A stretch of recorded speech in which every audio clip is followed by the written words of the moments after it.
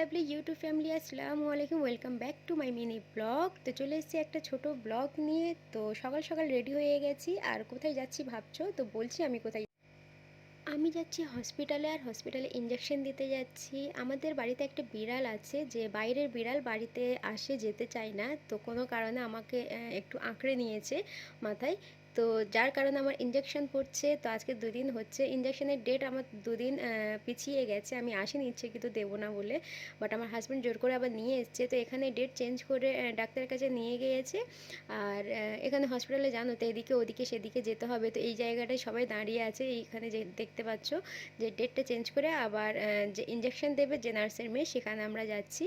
তো ইঞ্জেকশন থেকে আমি সবসময় দূরে থাকি। কোনো কারণে আমি ইঞ্জেকশন দিতে চাই না। আজকের বিনা কারণে বাধ্যতা হয়ে আমার এতগুলো ইঞ্জেকশন পড়ছে।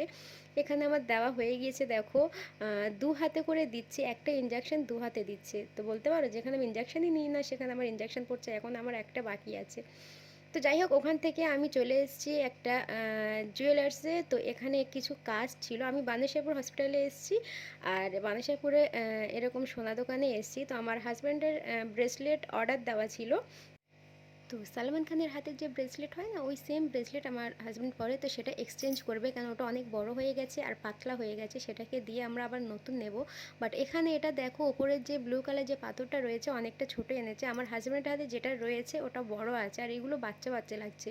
তো ওই জন্য কাকুটাকে বললাম যে আমাকে অন্য এনে দিতে হবে। তো বললো যে আচ্ছা ঠিক আছে, আমরা এনে দেবো 2 দিন পরে। ওখানে চলে এলাম উস্তিতে একটু সুতো দোকানে এলাম, যেহেতু আমার ননদ জামা সেলাই করে বলে 2টো জামা সেটের সুতো নিয়ে যেতে বলেছিল। তো যার কারণে সুতো দোকানে গেলাম। ওখান থেকে ফল দোকানে গেলাম, পাপায়া নিলাম ইনায়েতের জন্য। চলে এলাম সোজা স্মার্ট পয়েন্টে। তো স্মার্ট পয়েন্টে কয়েকটা জিনিস নেওয়ার আছে বলে স্মার্ট পয়েন্টে ঢুকলাম। হাজব্যান্ডকে বললাম চলো একবার স্মার্ট পয়েন্ট থেকে ওই কটা নিয়ে তবে বাড়ি যাবো। তো চলে এলাম বাসন মাজা। এখানে লিকুইড আমার প্রয়োজন ছিল, অনেকদিন শেষ হয়ে গিয়েছিল। তো এখানে কম্বো, এখানে 2টো দিচ্ছে 144 টাকা। তো এটা নিয়ে নিলাম।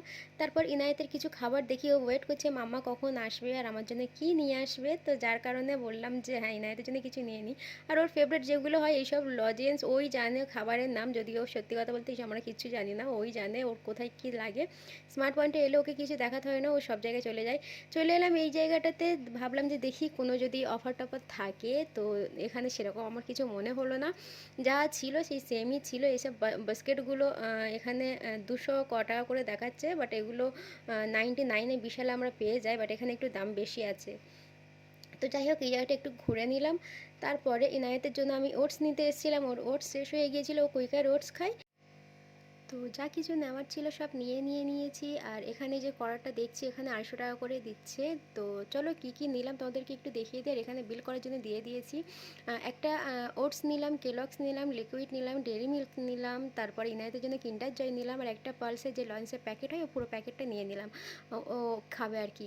তো আমার এই মিনি ব্লগটা কেমন লাগলো প্লিজ জানাবেন। আমি এখানে ভিডিওটা এন্ড করছি। দেখা হচ্ছে নেক্সট ভিডিও।